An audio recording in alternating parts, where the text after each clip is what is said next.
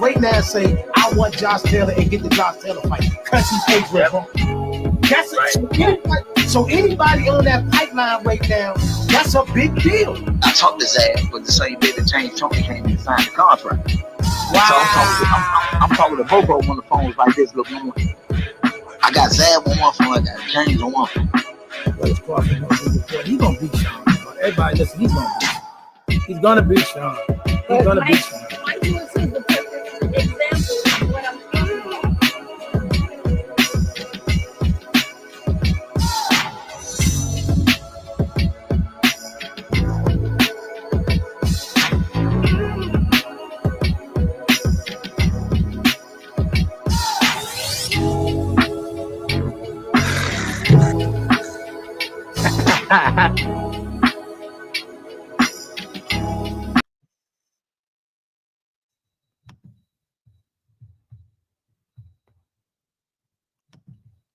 All right, you got me on that one. Y'all definitely not done. I'm gonna drop the link in a second. D Free, yeah, you're definitely not done. Y'all definitely doing big things. He is. I said that. I posted that about him on my Facebook page. That I gotta admit, though, I can't stand y'all, but that young boy is him. I gotta give him that. I gotta give him that. But we talking about boxing today. We got boxing today. Matter of fact, what you got going on? I send you the link. But yeah, he definitely is him. I definitely be remiss. I'll be a hater if I say that young boy ain't the truth. He definitely is all that's advertised to be, and y'all should be happy and ecstatic. And he the only one that's playing with house money. But speaking of the DMV, we got a lot going on. Up in Brooklyn. On March 1st, don't we, brother? Man, it's the DMV takeover up there in Brooklyn. You know what I mean? Of course, we know the main event is Lamont Roach and Tank. You know, B More versus the DMV. And then we got the DMV's own Gary Antoine Russell going against El Rayo for the WBA title. And that is major news, man. Shout out to El Rayo, though. He a real one. I will say that El Rayo a real one. You know what I mean? This is definitely something that he didn't have to do. He definitely could go many directions, after he, did the performance against Pitbull Cruz on Rider Nation. And for him to come and be like, yeah, I want it. I'm gonna do it. So, that's what's up, man. Matter of fact, let me get this link. Man. But definitely, man, I'm ecstatic. And also, so we all know, Monday, live in studio, I will have no other than Gary Antoine Russell live in studio, and we're gonna chop it up. If y'all got any questions or anything y'all want to ask, please free to put it in the chat or or send me a DM, and I'll make sure that the question gets asked. But yeah, he definitely will be here in the building. We will be live in studio. Chopping it up, man. It's a lot going on. I mean, the Terrence Crawford announcement that more than likely Terrence Crawford is going to be out there with Canelo, and they trading insults over the net. I mean, I don't know if it's legit or not, but apparently Turkey made Canelo an offer he couldn't refuse. You know what I mean? He must have had the magic bag. Turkey got it done, or it looked like it's about to be done, and it's a lot of mixed emotions about that. Then we got Ryan Garcia and Rollie. Okay, Rollie and because they said Pitbull Cruz said no. I don't know. But anyway, boxing, we got some stuff popping off. I'm about to put the link in the chat now, D. Boxing, we got some stuff popping off. But I'm most ecstatic about my man's in them getting that title shot against El Rayo on the big stage. So I'm ecstatic about that. Can't wait to get in studio with him on Monday and hear how what he got to say and share what he got to share. And I'm so delighted for him because you know, you meet people, like I'm gonna say this. Let me just put it this way. If you come across people, you meet people on a regular, but anybody that's a day one. I mean a day one. I mean when you meet people, right? And sometimes, y'all take time to like fill each other out or take time to kind of figure, how, folks, could, build with one another. But anybody, sometimes you just meet some people and from day one, y'all just bam. And that's how it is with me and them, bro. From Big G to Junior to Antonio to Twan and Allen, day one, instantly treated me like family. So I'm always gonna ride with them. Always treated me like family from day one. You know what I mean? Wasn't no you had to prove yourself to us or nothing like that. They was like, hey man, spirit recognized spirit. We've been fam ever since. So I'm excited for them. I'm excited for him, and just can't wait to see how that thing play out. And also, I got the word yesterday that PBC is going to grant me media pass, so I will be in the building doing what I love to do. So shout out to that card. You know what I mean? I ain't mad at that. Y'all can't turn me against them people. But as I look at these cards that's coming up, Ryan and Devin fighting Jose Ramirez. That interesting fight. Jose hasn't been the same. Not trying to downplay Devin's opponent. Don't might think that, but Jose ain't kind of looked the same since that Josh Taylor fight. Ever since that Josh Taylor fight, he has not been as sharp because that Rancis fight, his last fight, Rancis was kind of bouncing him around the ring. So I'm not sure what Jose got left in the tank. And then we got to see what Devin look like. Okay, we got D3 in the build. What it do? What's going on? What's going on? Oh, let me switch this up. There you go. There we What's go. going on, man? Talk to me. Yeah, Sound hey, like, that's a nice fight for Devin coming back with Jose Ramirez. okay. I mean, but I mean, they both need a little bit of a comeback, so to speak. You know what I mean? I mean, Yeah, he disappeared after the Josh fight, and then, like I said, Rancis was bouncing his head all around the ring that night. yeah. I mean, and because I believe this is a tune-up for Devin for the Ryan fight. It's somewhat of a good tune-up for Devin because he's getting in there with a guy who likes to come forward, doesn't have the greatest footwork, doesn't have a lot of great defense like that, but he's somewhat of a big puncher, but not too big of a puncher.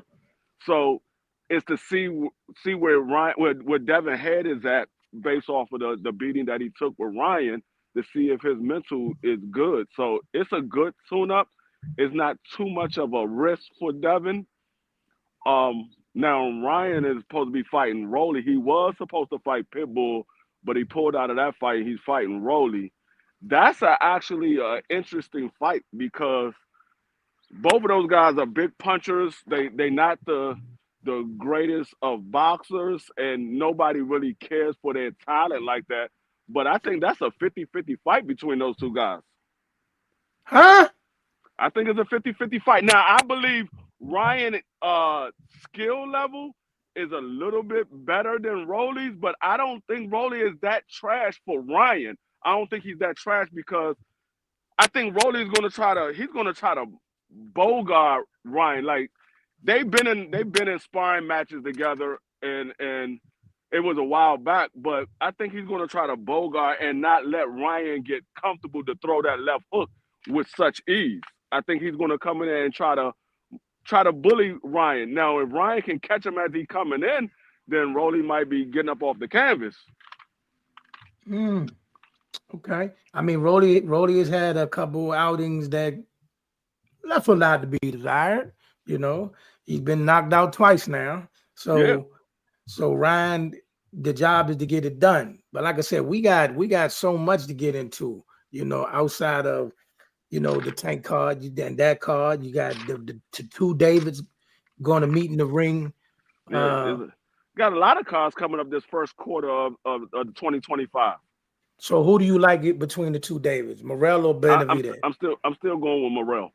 I stood on that ever since Morel was at 68, and until David beat him, I'm gonna stand on that. I think David Benavidez can beat him, but I also think Morel can beat David Benavidez.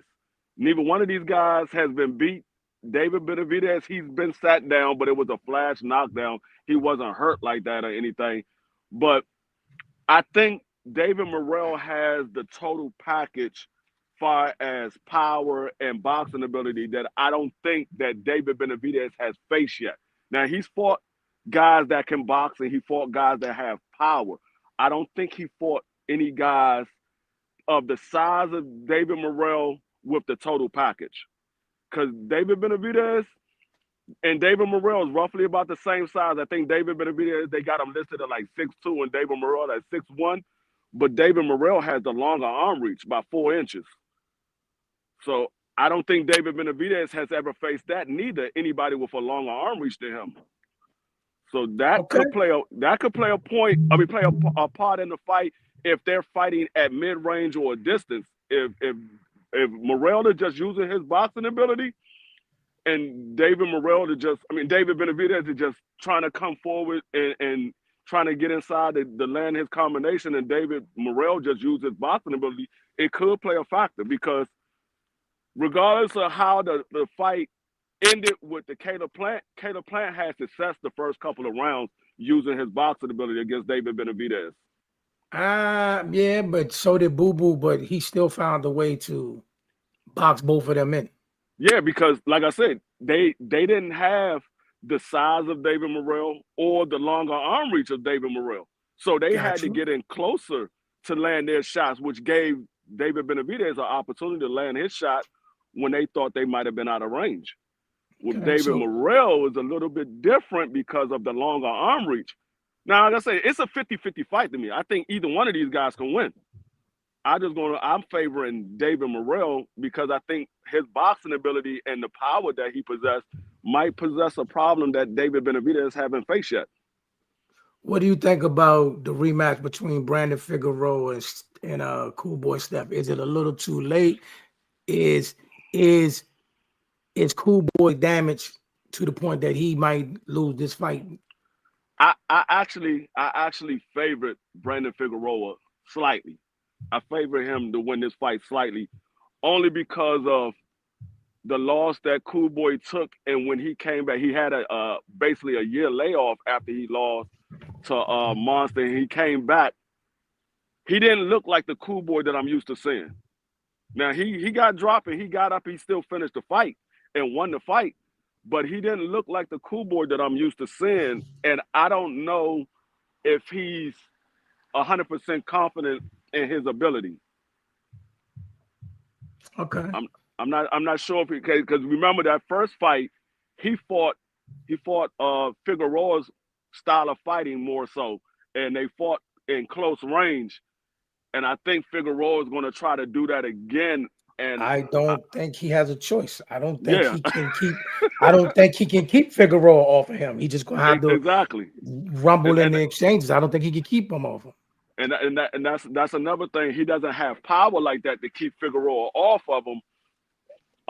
So I kind of favor Figueroa in that fight. I want Cool Boy to win, but I'm favoring Figueroa in that fight because I just didn't like what I saw from Cool Boy when he came back. All right, so let's get to these two fights. Before I get to the Tank and Canelo, we ain't got much time, but the guy just get down these fights. First, let's go Lamont Roach, Tank. What you got going happening that night? And since we DMV, you can feel free to say I don't want to make a pick. I we got to see these people. Because we got to see these people. Yeah, I think it's going to be a good fight for as long as it lasts. I don't think Lamont Roach is seasoned enough. Now he's a tough guy. He's not going to be scared of Tank. They got history. They came up together, but that was a long time ago. He hasn't faced Tank since they was kids. So I just don't think that he's experienced enough to be in the ring with a guy like Tank. Now I think he has the heart to be in the ring with Tank. I don't think he has the experience to be in the ring with Tank because Tank ring IQ is different. Is different compared to those other guys in those weight classes. I don't think nobody has the ring IQ that Tank Davis has at those weight classes. I think Lamar got everything he needs to handle himself in the fight. The one thing I don't know if he has or not is the beard to take what Tank is going to dish. I mean, like I said, I think it's going to be a good fight for as long as it lasts. I think Tank is he's gonna do what he normally does. He's gonna play it slow, figure out what his opponent like to do, and then once he realizes what Lamont likes to do, or once he sees an opening that Lamont was baited to, he's gonna come back to it later in the fight. He's gonna do something, and Lamont is gonna react a certain way, and Tank is gonna remember that. He's gonna come back to it later in the fight. All right. Now, El Rayo versus Gary Antoine Russell. Hey, baby, it don't get no bigger than this, man. Hey, this is family, and I'm not saying it because it's family, but I don't know if El Rayo could deal with the pressure of Antoine. I don't know. What I will say is I did like what I saw with El Rayo in the pit bull. He showed boxing ability that I've never seen from him before. I did like this. I like what I saw in there, but the problem is it was pit bull. Pit bull is limited.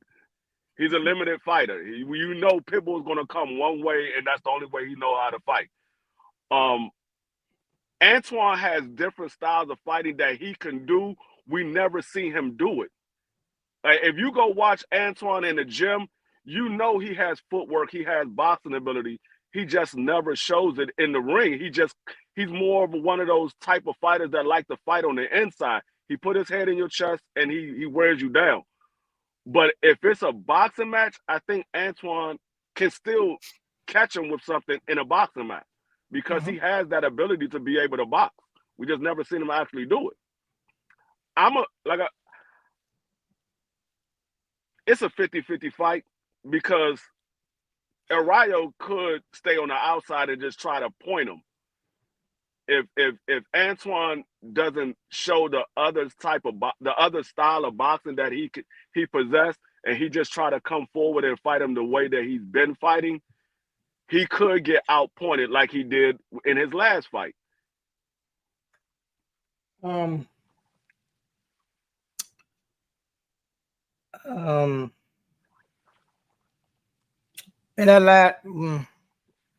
you know what? I favor Antoine in the last one. I think it was a couple of rounds he gave up. I'm not going to mention that because, like I said, I got him on Monday. And we'll talk about it because I could give my assessment to him while I'm talking to him. Yeah, I don't want to say nothing today, and he'd be like, "I saw what you said," and you know what I'm saying. Like I said, I thought Antoine did enough to pull it out, but I also absolutely think he did. Yeah, I think he did enough to pull it out, but I also saw rounds where he could have did a lot more. I saw rounds where he could have did a lot more, and he didn't step on the gas. Well, he's heard it all. He's heard it all. I mean, because trust me, the brothers, they don't hold no cards. No, for sure. They gonna tell you everything you need to hear. He heard everything. He heard it all. He's heard it all. So I know that part. But I got Antoine because even though I like what Rayo did with Pitbull, I still don't have no faith in Rayo's chin. I have no faith in his chin at all. I don't have no faith in this shit. Not against Antoine. Not against Antoine. Now, maybe if it was somebody else, I could say, okay, yeah, Rayo probably can be able to. But Antoine, I know what type of puncher Antoine is. I don't have no faith in Rayo's chin against Antoine. Well, you know what? All I'm gonna say is I hope you're 1,000% right. I don't care what he do, how he do it, as long as we leave Brooklyn with the strap. I don't care nothing. I don't care how he get it. Just get the strap. Yeah, he Let's definitely leave got to here get a with the strap. strap. It's been a long time coming, and he's finally getting his opportunity. He need to go in there and make the most of it. Hey, you know who I want after that? After we get that strap, you know who I want? Who? Africa. Oh, hell yeah. Hell yeah. Hell yeah. Now that's gonna be a hell of a fight. That's gonna be a hell of a fight. But I think Antoine can get Africa too. I think he can get Africa too because get Africa out of there. I don't think Africa out of there. I don't think Africa doesn't have the power at that level. He has the boxing ability, but he doesn't have the power at that level. Now, if you allow him to punch on you, yeah, eventually he's gonna probably land something that's gonna hurt you because he's punching on you. But just to hit a person with one punch and hurt him, I don't think Africa has that type of power. I ain't gonna lie, he did shock me with that Leanne Perro. He shocked me with that Leanne Perro, Joe. He did. Because I just thought when I saw what Perro did to Matias, I was like, okay, he got this. I did not see him. I did not see that coming. I'm be honest with you. I did not see that coming. You know what I mean? So he shocked me. I will no longer doubt him. Now, one more thing before we get out of here. Bud and Canelo. What is your thought on that fight? At this point, Canelo's not giving us the fight that we want to see. Why not give us a fight we don't really care about?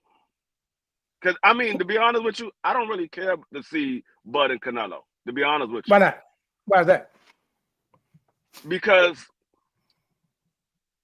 I think the only chance Bud has to win against Canelo is by knocking him out. Woo! I think that's the only chance. I don't think Bud is going to do enough to beat Canelo on the cards if it goes to the cards. I don't think he's going to do enough to beat him. And then what I saw with Bud at 154, I saw a guy who's never fought at that weight class and had to figure it out in the later rounds, how to be able to pull it out. I don't think he can do that with Canelo. Canelo is a seasoned veteran. He's been in there with some of the best. And, I mean, he's been in there with Floyd. He's been in there with Floyd. He's been in there with Shane. He's been in there with Miguel. I don't know.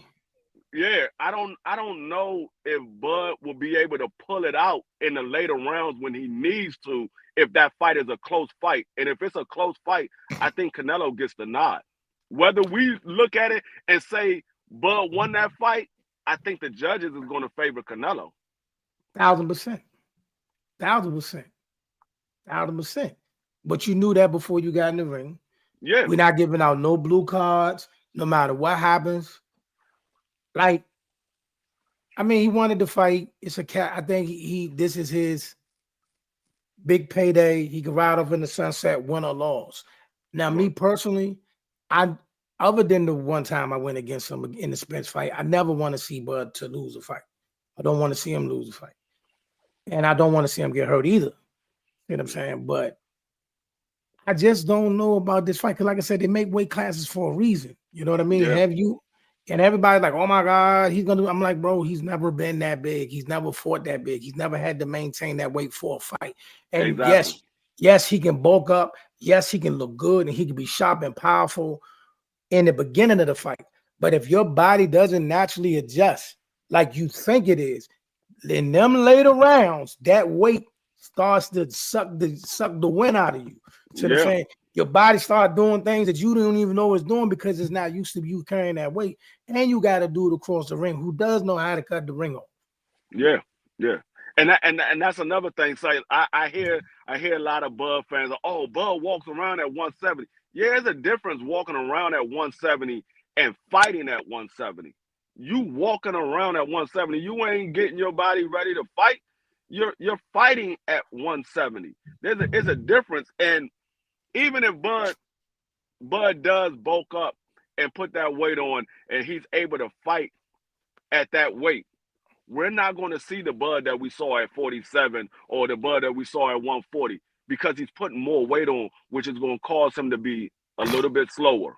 It's going to cause him to move a little bit less because he's not used to having that weight on. And I told everybody before, I will be rooting for Bud. This is one of the few times that I will actually be rooting for Bud. But I believe Canelo is going to win that fight because Bud is moving up 2 weight classes. We saw what Jamel did when he moved up in 2 weight classes. Jamel thought he was going to go in there and beat Canelo. He got hit with a shot. He said, "Oh nah, you're not going to knock me out. I'm gonna stay away. I'm gonna stay away." Plus, he didn't. You could tell what he did. He just didn't.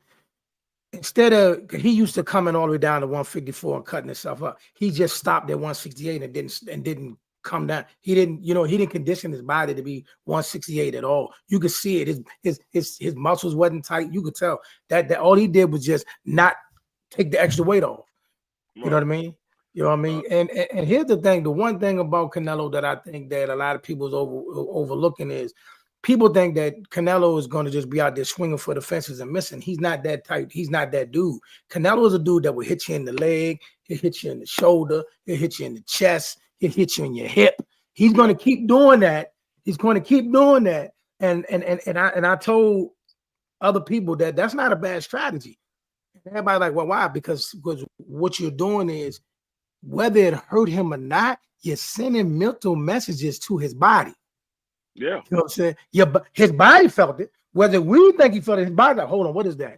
Hold on, what is that? What is this? You know what I mean? Your body, I said the same thing. Like Canelo might not hit him with a clean shot early in the fight, but when you get hit on your shoulders and you getting hit on that hip, what it causes you to do is not throw punches, and it causes you to stand there. Because when you getting hit on that hip, after a while, you don't want to move. You're going to stand in one spot. You're going to get comfortable in one spot and want to stay there so you don't have to worry about moving that hip. And it also, when he go, if he can look like he about to hit you there again and you flinch and leave yourself open. That's how he, see, like I said, that mental message that he sent to your hip plays in you because you'll see him looking at your hip and be like, hold on. Yeah. Like I said, that's how he caught Caleb Plant. He caught Caleb Plant acting like he was going down, and he caught him, came right up top. And Caleb Plant eyes rolled in the back of his head. He was like, I'm out. I'm done. But all right, man, I got to get out of here. All right, this was a short session. Appreciate you tapping in. I'm gonna probably do another boxing talk. Might do it tomorrow. I might pop in tomorrow. Okay. Might pop in tomorrow. But other than that, man, appreciate you tapping in, man. No problem. And listen, if it was a way for both of y'all to lose on Sunday, I would want that to happen. But may the best team win. I ain't picking between either one of y'all.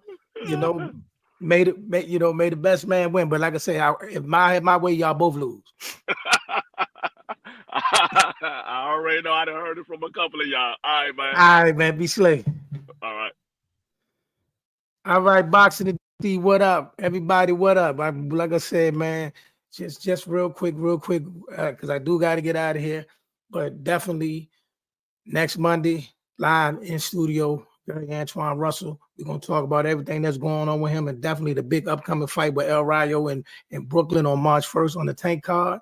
And, we're just going to keep it popping, man. We got a lot of things going on and on and on. Like I say, man, also, if you need your firearms training, safety training, you hit my man up at www.chancefs.org, and you can use my discount code #LTSY. Let's talk sports, y'all. And I'm out. And if you haven't, please like and subscribe to the channel. Facebook, YouTube, Twitter, Twitch, TikTok. We out here.